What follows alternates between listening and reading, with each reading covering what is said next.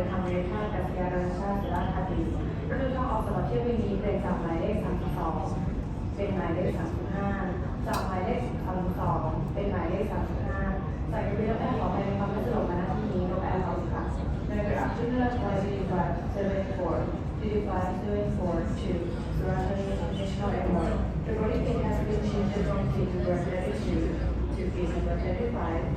gate number 32 to gate number 35. The rest has